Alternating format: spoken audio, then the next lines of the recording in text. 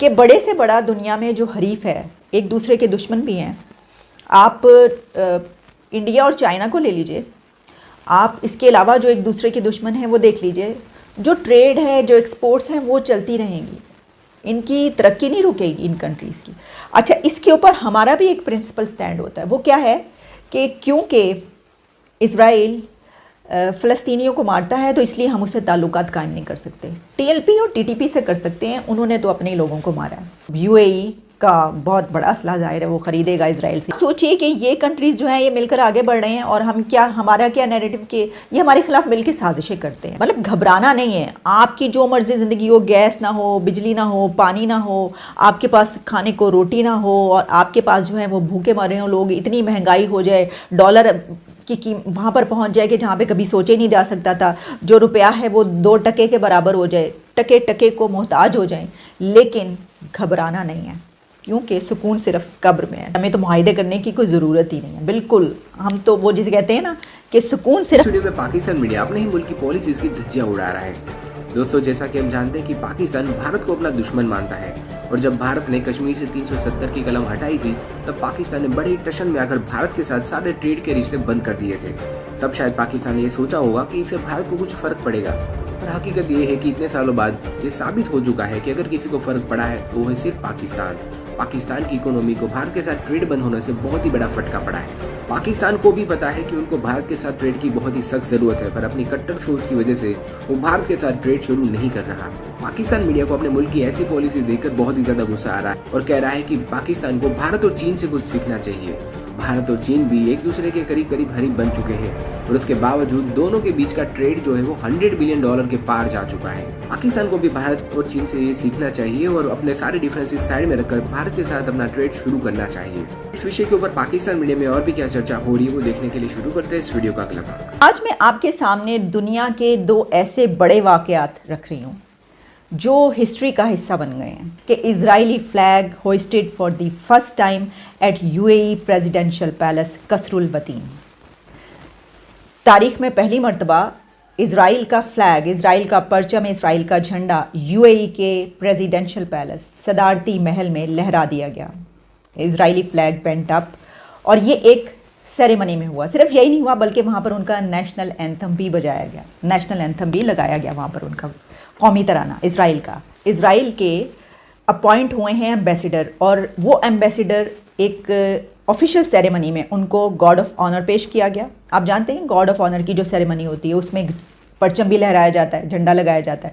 تو وہی سیریمنی ہوئی اور اس میں اسرائیل کے ایمبیسیڈر کو گارڈ آف آنر پیش کیا گیا اور اسرائیل کا پرچم وہاں پر لہرایا گیا. اور اس کے اوپر اس کے بعد انہوں نے بڑی ایکسائٹمنٹ بھی شو کی اور سوشل میڈیا پر اس کے حوالے سے لکھا بھی. کیا لکھا میں آپ کو بتاتی ہوں. You A E Amir hike said the Israeli anthem is played for the first time at the presidential palace in the Abu Dhabi. The Israeli flag is hoisted for the first time at palace. How exciting and historic. یہ واقعی ایک historical moment ہے, اگر یہ کہا جائے تو غلط نہیں ہوگا.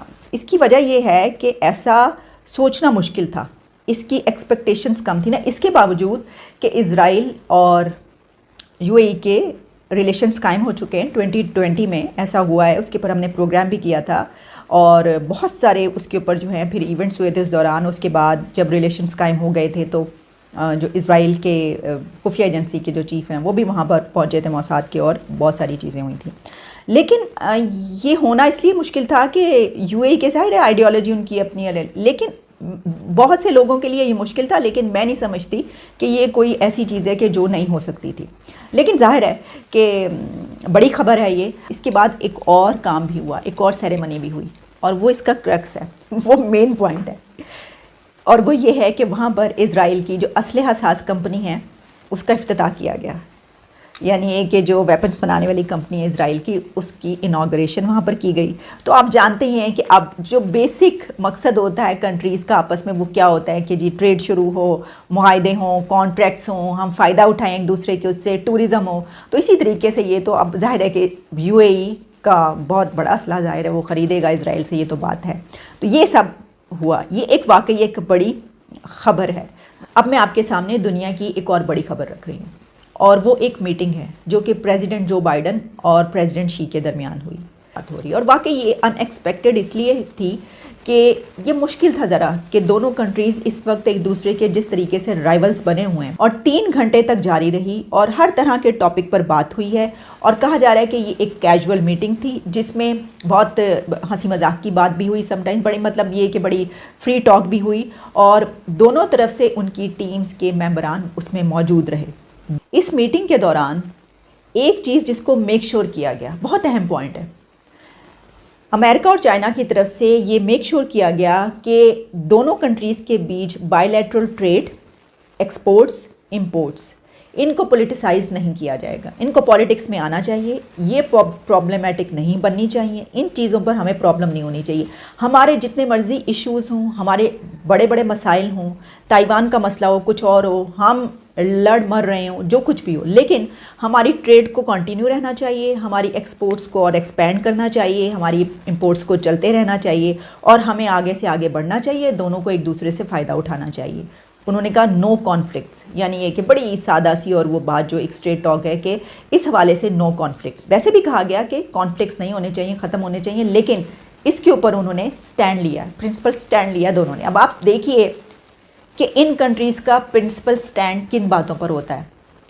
دو اتنے بڑے رائیولز جو کہ ایک دوسرے کے ساتھ لڑنے کے لیے تیار ہیں, لیکن انہوں نے کہا ہے کہ ہماری ٹریڈ پہ کوئی اثر نہیں پڑنا چاہیے. بھائی ٹریڈ نہیں بند ہوگی, بلکہ کہا گیا کہ بلینز ڈالرز کی جو ٹریڈ ہے اس کو اور بڑھایا جائے گا. ہماری ایکسپورٹس پہ کوئی فرق نہیں پڑنا چاہیے, اس کو آگے بڑھنا چاہیے, ہماری امپورٹس پہ کوئی فرق نہ پڑے. یہ باتیں کی گئی ہیں وہاں پر. اسی طریقے سے دیکھیے یو اے ای اور جو ہم نے بات کی اسرائیل کی, دونوں کیا کہہ رہے ہیں, کیوں اس طرح کر رہے ہیں. اس کی وجہ یہ ہے کہ یو اے ای اسرائیل جب وہاں پر پہنچا ہے ریلیشنز کے بعد, تو ان کا ٹورزم بہت بڑا ہوگا, ان کو بہت فائدہ. جس طرح میں نے کہا وہاں پہ ان کی اسلحہ ساز کمپنی کی انوگریشن ہوئی ہے, کھل گئی ہے, تو وہ وہاں سے اسرائیل بھی بہت بڑے اس پہ بجٹ پہ جو بیچے گا وہ اپنا اسلحہ, اور وہ خریدیں گے, ان کو ظاہر ہے اپنے ڈیفینس کے لیے چاہیے ہوگا یہ جو بھی ہے. اور اس کے علاوہ بھی ان کے بائی لیٹرل ٹریڈ اور کیا کچھ یو اے ای کو کتنا زیادہ فائدہ اٹھائے گا, جہاں وہ اتنی ترقی پہلے ہی کر چکا ہے, تو آپ سوچیے کہ ابھی وہ اور کتنا آگے جائے گا. یہ ہیں ان کنٹریز کے معاملات. جو میں نے آپ کو کہا تھا کہ آؤٹ کم پہ بات کریں گے, وہ ان کا آؤٹ کم یہ ہے کہ بڑے سے بڑا دنیا میں جو حریف ہے, ایک دوسرے کے دشمن بھی ہیں. آپ انڈیا اور چائنا کو لے لیجئے, آپ اس کے علاوہ جو ایک دوسرے کے دشمن ہیں وہ دیکھ لیجئے.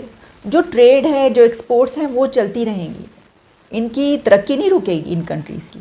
اچھا, اس کے اوپر ہمارا بھی ایک پرنسپل سٹینڈ ہوتا ہے. وہ کیا ہے کہ کیونکہ اسرائیل فلسطینیوں کو مارتا ہے, تو اس لیے ہم اس سے تعلقات قائم نہیں کر سکتے. ٹی ایل پی اور ٹی ٹی پی سے کر سکتے ہیں, انہوں نے تو اپنے ہی لوگوں کو مارا ہے. ایسا کچھ بھی ہو, کوئی بات بھی ہو اسرائیل کے حوالے سے, تو فوری طور پر جو ہے وہ پاکستان کی طرف سے ٹرینڈز بھی چلتے ہیں, لوگ باتیں بھی کرنا شروع کر دیتے ہیں. ابھی بھی یہی بات ہوگی کہ دیکھیے اب جو عربی ہیں وہ تو کافر ہی ہو گئے ہیں. اسرائیلیوں کو, یہودیوں کو گھسا لیا اپنے ملک میں. دیکھو ذرا, یہودیوں کے پرچم لہرا دیا انہوں نے, اپنا فلیگ ان کا لگا دیا. کتنے یہ کافر ہو گئے ہیں, یہ تو بالکل مسلمان رہے ہی نہیں, یہ تو اتنے خراب مسلمان ہو گئے, یہ تو ہوئے ہیں ہی ایسے.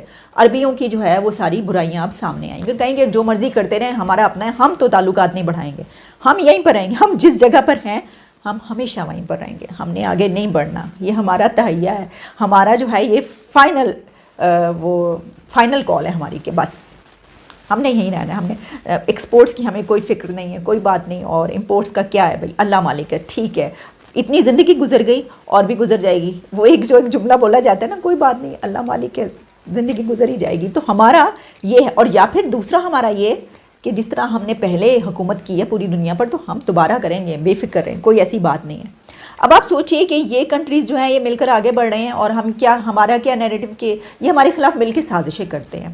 اور یا مسئلہ یہ ہے کہ ہم خود ان کے خلاف سازشیں کر رہے ہیں. اگر ہم دیکھیں تھوڑا سا ذرا ہم جائزہ لیں تو بہرحال چلیں, یہ تو میں نے ایک ایسے پوائنٹ پر بات کی, کیونکہ ظاہر ہے کہ جب آپ اس طرح کی وہ دیکھتے ہیں تو آپ کا دل بھی بڑا دکھتا ہے کہ بھئی ہمیں بھی آگے بڑھنا چاہیے, ہمیں بھی لوگوں دوسرے کنٹری سے جو ہے ایسے بڑے بڑے معاہدے کرنے چاہیے. لیکن وہ تو ہم نے آپ کو بتا ہی دیا کہ ہمیں تو معاہدے کرنے کی کوئی ضرورت ہی نہیں ہے. بالکل, ہم تو وہ جسے کہتے ہیں نا کہ سکون صرف قبر میں ہے. تو بھئی جب سکون صرف قبر میں ہے تو آپ نے کیا کرنا ہے کانٹریکٹس کر کے, کیا فائدہ ان کا, مجھے بتائیے. مطلب گھبرانا نہیں ہے, آپ کی جو مرضی زندگی ہو, گیس نہ ہو, بجلی نہ ہو, پانی نہ ہو, آپ کے پاس کھانے کو روٹی نہ ہو, اور آپ کے پاس جو ہے وہ بھوکے مر رہے ہوں لوگ, اتنی مہنگائی ہو جائے, ڈالر کہ وہاں پر پہنچ جائے کہ جہاں پہ کبھی سوچے نہیں جا سکتا تھا، جو روپیہ ہے وہ 2 ٹکے کے برابر ہو جائے، ٹکے ٹکے کو محتاج ہو جائیں، لیکن گھبرانا نہیں ہے، کیونکہ سکون صرف قبر میں ہے۔ تو سکون جب دنیا میں ملنا ہی نہیں تو پھر آپ نے کیا کرنا ہے ایسی کام کر کے؟ یہ دنیاوی کاموں کو ہم توجہ نہیں دیتے، یہ سب دنیاوی کام ہیں، ہمیں جو ہیں وہ بڑے بڑے درویشی